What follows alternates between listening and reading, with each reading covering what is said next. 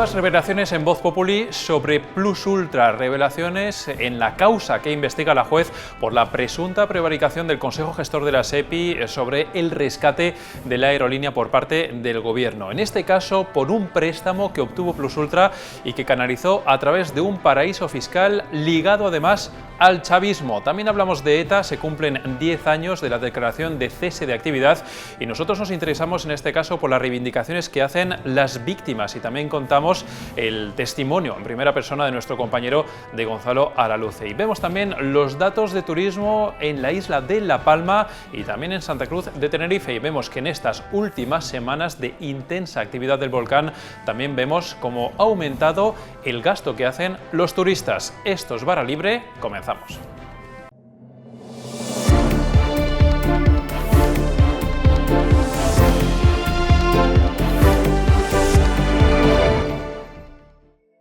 Y lo avanzábamos en portada, novedades judiciales un día más con nuestra compañera, con Gema Huesca, que ya está aquí con nosotros. Gema, ¿qué tal? ¿Qué tal?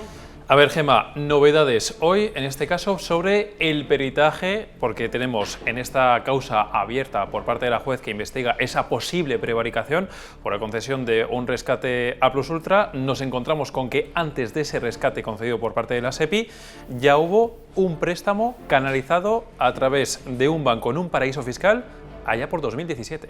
Eso es verdad que en estos días se ha hablado mucho del peritaje que, como bien decías, encargó la juez pues, para esclarecer si esa línea de crédito de 53 millones cumplía con los requisitos o bien se ha cometido algún delito. En estas conclusiones que plasma el experto en delitos económicos, resalta una parte previa del capítulo de Plus Ultra relativa a los años anteriores, a 2017, sobre la concesión de una ayuda de 6,3 millones de euros y lo llamativo para el perito es que se canaliza en una cuenta bancaria de Dominica. Dominica es una isla en el Caribe y está entendida o está dentro de la lista de paraísos fiscales. O sea, hablamos de una cuenta que está en un paraíso fiscal, nos llama la atención esta cuenta, pero otro asunto, otro punto que también nos ha llamado mucho la atención es las condiciones en las cuales se produce este préstamo a la aerolínea. Sí, porque el perito lo que descarta es que si no se hubiese producido este rescate por parte del banco panameño, porque es un banco panameño el que aporta esta línea de crédito, es evidente que Plus Ultra no estaría ahora mismo operando todavía porque estaba en números rojos. Entonces lo que él dice es que le llama mucho la atención no solo que esa cuenta bancaria esté en un paraíso fiscal, sino las condiciones, es decir, las condiciones a las que tuvo que acceder Plus Ultra para recibir los 6,3 millones es que de esos 6,3 millones no podía utilizar 2, es decir, tenía que dejar 2 millones inutilizados en la cuenta bancaria. Eso es un poco raro teniendo en cuenta que el préstamo en líneas generales se otorga para ser utilizado. O sea, préstamo para una aerolínea española de un banco panameño canalizado a través de un paraíso fiscal en Dominica y además de un banco que en este caso está ligado al chavismo, porque está ligado a la petrolera estatal venezolana PDVSA. Eso es, al estudiar la documental del peritaje y ver que este banco es el que canalizó el préstamo que hemos comentado, nos encontramos con que no es la primera vez que tiene vínculos con el chavismo. De hecho, esta misma entidad, ubicada en Dominica, como decíamos, ha emitido compraventa de bonos de PDVSA, también a firmas, ¿no?, ligadas dentro de los accionistas de Plus Ultra, con lo cual demuestra un poco que se estrecha el cerco en torno a la relación que pueden tener estos empresarios con Venezuela y con los movimientos de Nicolás Maduro y de la principal empresa de Venezuela como es PDVSA.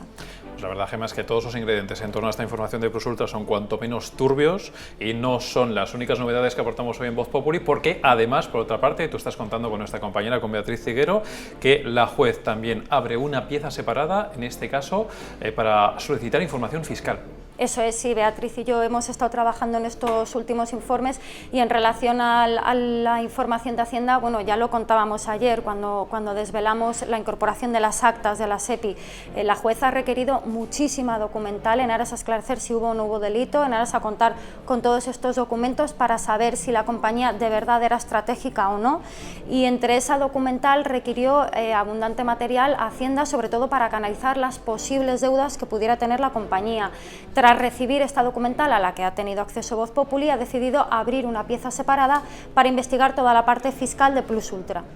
Pues ya lo ven cada día, más novedades sobre este rescate, sobre esta aerolínea Plus Ultra, en este caso, una vez más, revelaciones que nos cuenta nuestra compañera Gemma Huesca. Gemma, muchas gracias. Gracias a ti, Alberto.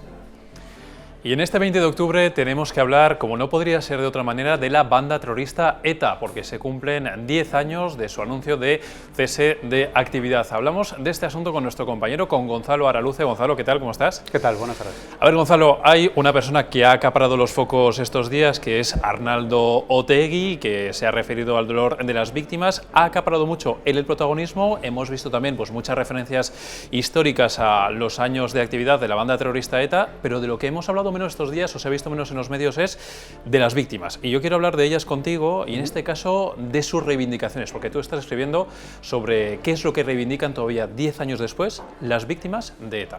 Bueno, exacto, nos encontramos en un momento que sobre el calendario es histórico, 10 años de aquel famoso comunicado en el que ETA anunciaba su cese definitivo de la violencia armada, que no podemos olvidar que estuvo propiciado por la asfixia policial, judicial y social, sobre todo, ¿no?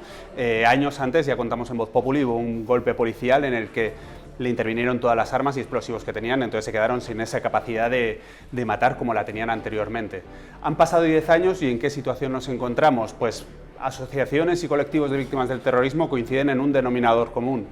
Hacen falta dos cosas. Uno, el esclarecimiento de los crímenes que todavía faltan por resolver, nos encontramos con más de 300, y luego, sobre todo, que terminen también estos actos de homenaje a ETA, a sus miembros, los famosos ongi etorri, recibimiento a etarras cuando salen de las cárceles, a los que Arnaldo Otegi no hizo ninguna alusión y al que le piden que Sortu y Bildu dejen de apoyar o por lo menos de tener cierta connivencia en la celebración de estos actos que son tan dolorosos para las víctimas. Casi 1000 asesinados por parte de la banda terrorista ETA. Tú nos cuentas, todavía hay unos 300 casos que están sin resolver, y también nos hablas de estos homenajes a ETA, a etarras, y vemos en las cifras, es lo que estás contando tú, Gonzalo, vemos en las cifras que hay no menos homenajes que en años anteriores, sino que incluso vemos que hay más que, por ejemplo, hace 4 o 5 años. Exacto. Lo que se le pide a Otegi, que es lo que estábamos diciendo anteriormente, es eso, que se deje de apoyar o tener cierta connivencia con estos actos. Las declaraciones que ha hecho Otegi han tenido lugar esta misma semana, y en este mes, de acuerdo a los datos que nosotros tenemos a mano, que son ofrecidos por el colectivo de víctimas del terrorismo, ya se han producido 21 actos de homenaje a ETA y a sus miembros. Entonces es una cifra significativa en este contexto. Nuestro compañero Alberto Lardíez también contaba hace unos meses que en verano se suelen dar mayores cifras, coincidiendo con fiestas populares, con épocas estivales de verano, de vacaciones, y las cifras que nosotros tenemos es que en julio se registraron 19 actos, en agosto otros 17 y 25 en septiembre. Entonces las cifras que tenemos a mano respaldan esta información que nos ofrecía Alberto Lardíez de que en verano se disparan las cifras. Y en este año nos encontramos con cifras muy similares a las que se dieron el año pasado.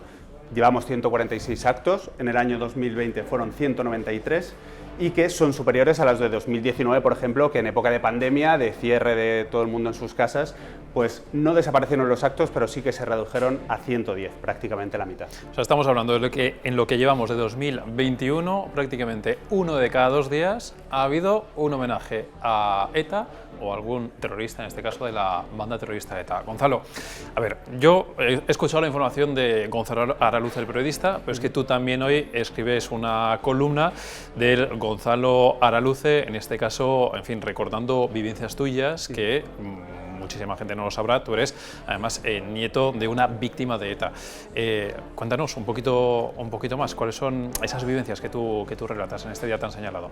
Bueno, son épocas en las que todas las personas que lo hemos vivido de cerca pues nos vienen muchos recuerdos a la cabeza, ¿no? Entonces, en nuestro caso familiar, siempre da pudor ponerlo en negro sobre blanco, ¿no? Pero al final son días en los que también es correcto vaciarse y contar este tipo de experiencias. Pues hoy contamos en Voz Populi una columna, una historia en la que recuerdo pues mis vivencias en verano en Navarra, ¿no? En una casa en Estella, en un pueblo en el que nos reuníamos mi abuela, mis primos, mis tíos y yo. Mi abuelo fue asesinado en el 76, era presidente de la Diputación de Guipúzcoa y consejero del Reino. y aquella casa de ese chalet se convirtió un poco en el refugio familiar de todos, ¿no? A partir de entonces era el punto de encuentro para todos. Entonces la vivencia que cuento es un verano que estábamos en fiestas, momento de algarabía, de que la gente se viene arriba, ¿no? Y se suelen dar ciertas exaltaciones de todo tipo. Pues un grupo de enmascarados se asomó a nuestra valla, se encaramó a ella y se puso a gritarnos de todo cuando estábamos 3 niños, mi abuela y mi madre. Entonces, bueno, cuento cómo nos metimos en casa corriendo los niños y en ese momento nos encontramos a mi hermano, que estaba con miedo, evidentemente, no tenía más que 11 años, con un cuchillo de mantequilla, ¿no? Defendiéndose de aquella situación.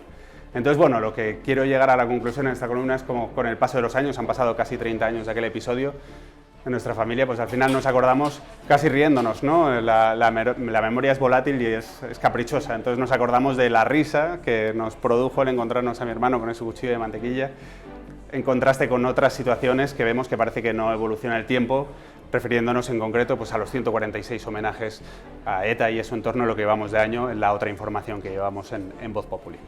Oye, Gonzalo, cuando alguien como tú escucha esta semana a Arnaldo Otegi, en fin, hablar del dolor de las víctimas, pero sin censurar, por ejemplo, esos ongi etorri de los que tú hablas, ¿qué piensas cuando le escuchas hablar a día de hoy? Bueno, es una reflexión complicada en el sentido, yo siempre digo que las víctimas del terrorismo a lo mejor no tienen todas razón, de hecho encontramos discrepancias en cosas muy básicas relacionadas con el terrorismo, pero sí que tienen sus razones, ¿no? Y lo menos que podemos hacer es escucharlas. Entonces, en ese sentido, mi opinión no es absolutamente particular, yo estoy en un momento, o mi familia está en un momento en el que lo que diga el representante de Sortu pues no cambia el escenario, quizá en términos políticos sí que tiene su cierta repercusión, pero en lo que estamos es en que esas situaciones, esos ongi etorris, esos recibimientos, esos actos de homenaje a ETA que se siguen celebrando con impunidad, pues siguen resultando dolorosos. Entonces, bueno, nosotros no podemos hacer otra cosa que reivindicar la memoria de lo que ha ocurrido, la situación en la que estamos, para que no quede en el olvido, y bueno, luego cada uno pues que reivindique lo que debe reivindicar. Nosotros yo creo que estamos en otra cosa diferente. Bueno, pues Gonzalo Araluce, a mí me gusta mucho decir eso de que los periodistas no somos noticia, pero creo que hay veces que son excepciones, y en este caso este relato que tú nos haces bien merece la pena, así que muchísimas gracias. Bueno, como siempre, gracias a ti. Bueno, y cambiamos de asunto y hablamos ahora de uno que ha acaparado sin duda los focos a lo largo del último mes, que es el del volcán en la isla de La Palma. Los ha acaparado en España, pero también se ha visto muchísimo desde el extranjero. Y en este caso queremos ver un poco cómo está la situación del turismo exterior en el archipiélago canario y en España en general. Vamos a hablar de esto, de los datos, con nuestra compañera, con Beatriz Triguero. Beatriz, ¿qué tal? Hola, Alberto. A ver, se ha hablado mucho de La Palma, se ha hablado mucho de Canarias en los medios internacionales en estas últimas semanas, y nosotros tenemos datos de cómo va el turismo en estas últimas fechas y vemos que el gasto, en este caso en Canarias, va al alza. Así es, BBVA Research ha analizado el gasto realizado con tarjetas extranjeras en las dos provincias canarias, en Las Palmas y en Santa Cruz de Tenerife, y lo que nos hemos encontrado es que durante el periodo de erupción del volcán en La Palma el gasto de estos turistas ha seguido creciendo. Es verdad que durante los días posteriores al inicio de la erupción, el 19 de septiembre, se registró una caída, pero después se recuperó la senda de crecimiento, y tanto es así que, por ejemplo, en la semana del 10 de octubre, el gasto de estos turistas extranjeros en Santa Cruz de Tenerife estaba un 30% por encima de los datos registrados en 2019, en el mismo periodo, y en Las Palmas un 10% por encima de los mismos, del mismo momento de 2019, ¿no? Con lo cual incluso se superan los niveles precrisis. Se superan los niveles precrisis, nos dices, o sea, vemos que la incidencia, si es que la ha habido, del volcán es más bien positiva en lo que se refiere al gasto de los turistas, esto no les ha frenado para nada, incluso se cumple de alguna forma lo que en su primer momento decía la ministra, ¿te acuerdas, no? Cuando decía que podía ser un buen recaudo turístico. Cierto es, conviene recordar la polémica que causó la ministra de Industria cuando en su momento, cuando inició la erupción del volcán, dijo que, bueno, que animaba a los turistas extranjeros a que visitaran la isla, ¿no? Bueno, por lo menos una noticia positiva para Canarias, que desde luego lo necesitan en estas fechas, pero luego si miramos los datos, Beatriz, vemos que la tendencia no es la misma en el resto de España, porque ahí vemos cómo el gasto no supera esos niveles precrisis, ¿verdad?